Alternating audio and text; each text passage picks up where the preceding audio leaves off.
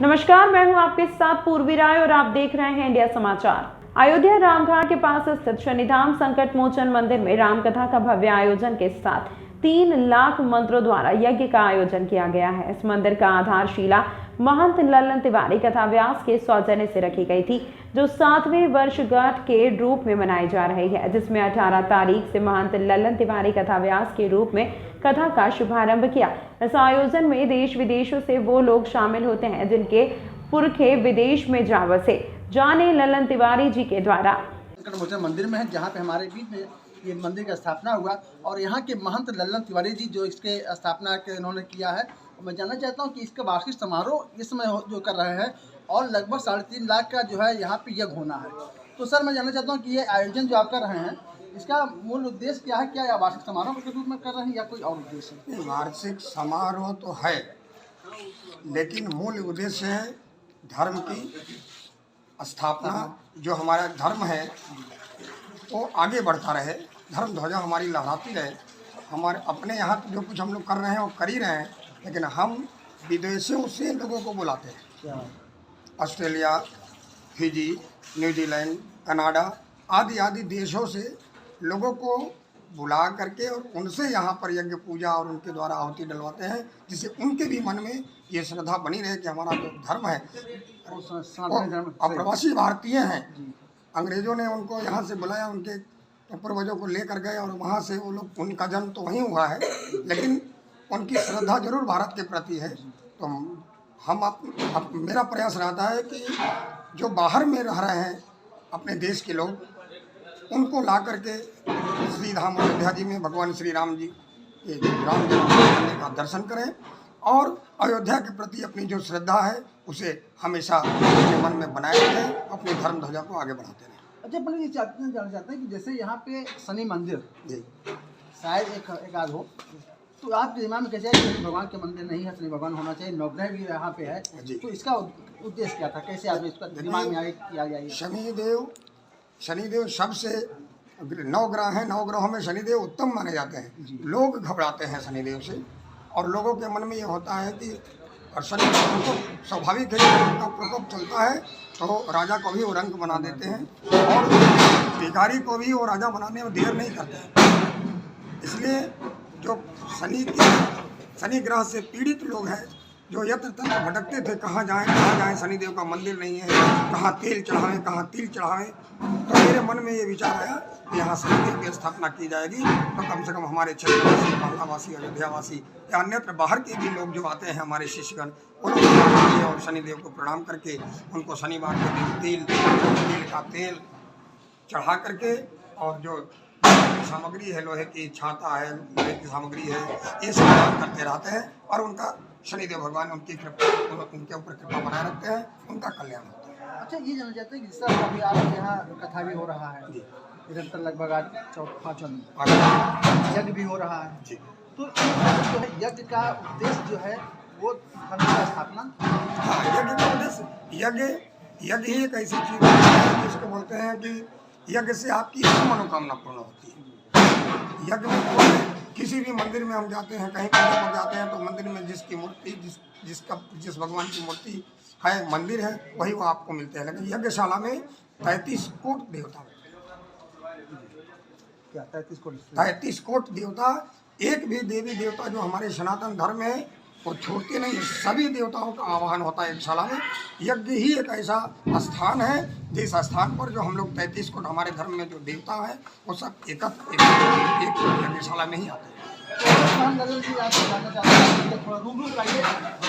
हमारे भगवान राम जी हैं, सीता जी हैं, लक्ष्मण जी है और शंकर जी का, ये सारी चीज़ों का एक ही मंडप के नीचे स्थापित करने का बड़ा अच्छा सौभाग्य किया। तो थोड़ा सा देखिए, हमारे सरकार हैं श्री सीताराम जी, माता सीता, लक्ष्मण भैया, बीच में प्रभु श्री राम जी और गणेश जी, पूरा शिव परिवार और राम दरबार है हमारे यहाँ जी, शनिदेव के अलावा जी। अच्छा, ये भगवान जो है इनका ये लड्डू गोपाल है, लड्डू गोपाल। हाँ, इनकी ये जो स्थापना है अस्थाई जो स्थापना, चल और अचल स्थापना होती है।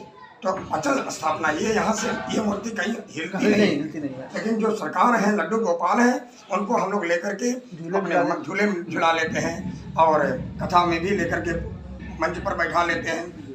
और हमको ये आभास रहता है कि सरकार हमारे साथ बने हुए हैं, हम जहाँ रहते हैं वहीं लगे रहते हैं उनको लेकर के। और बाकी भगवान राम जी को शिव जी बड़े प्रिय है और शिव जी को राम जी प्रिय है। और ये उद्देश्य था कि इन दोनों की जो बीच में आपसी संबंध है उन दोनों को एक पास में रखेंगे। क्या बात है। यहाँ पे भी शंकर जी की जो है शिवलिंग जो है और बड़ी भव्य मूर्ति है, शिवलिंग है। और ऐसी शिवलिंग तो मेरे ख्याल से अयोध्या में शायद ही सर नहीं दिखेगा। इतनी भी शिवलिंग तो और यहाँ पार्वती माता जी, पार्वती माता है, पार्वती माता जी है, दिखाइए। और नंदीश्वर जी है, हनुमान जी है। और जहाँ राम हो वहाँ हनुमान ना हो, ये भी एक होगा। अब ये जानना चाहूँगा, ये शिव जी के परिवार उन शिव जी के पुत्र हैं जी, जिनका नाम कार्तिकेय जी है जी। क्या बात है।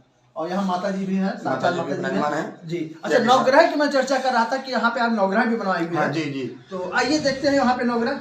हमारे शनिदेव भगवान भी यहाँ पे हैं और उनकी ये मूर्ति अच्छा महाराज जी इतना ही बताइए कि ये शनि जो है मूर्ति, इनकी विशेषताएं क्या क्या, थोड़ा सा बताइए। देखिए शनिदेव की मूर्ति की सबसे बड़ी विशेषता है कि शनिदेव की मूर्ति जहाँ भी रखी जाए, शनिदेव के नेत्र जो है, नेत्र में ही दोष है। शनिदेव का नेत्र खुला ना हो, उस मूर्ति की पूजा सभी भक्त कर सकते हैं और करना चाहिए हमको, आपको, संसार को। क्योंकि शनिदेव का नेत्र, जब उनका नेत्र खुलता है और जब वो देखते हैं कि कोई ये इतना बड़ा, तो उसको वो कम करना शुरू कर देते हैं। अगर खोल गया नेत्र और देख लिए कि ये बहुत हमारी महादशा चल रही है, हमारी दशा चल रही है और फिर भी इनकी ये दशा है, तो उसको भिखारी को भी राजा बनाने में उनको देर नहीं लगता है। बस इनके नेत्र बंद हो, नेत्र दृष्टि पड़ती है तो इनको। अच्छा, इनको बाहर रखने का उद्देश्य क्या, चूँकि वहाँ पे जहाँ उस मंडप में भगवान सब लोग हैं, ये बाहर हैं, उसका भी कुछ होता है, इसका कुछ नहीं? ऐसा कुछ नहीं है। हमारी मंदिर की जो पिंड है, उस पिंड के अंतर्गत ही हमारे शरीर मूर्तियों को हमने स्थापना किया है। बाहर इनको हम नहीं कह सकते क्यों बाहर है, हमने इनके लिए पूरा सुंदर सजा करके।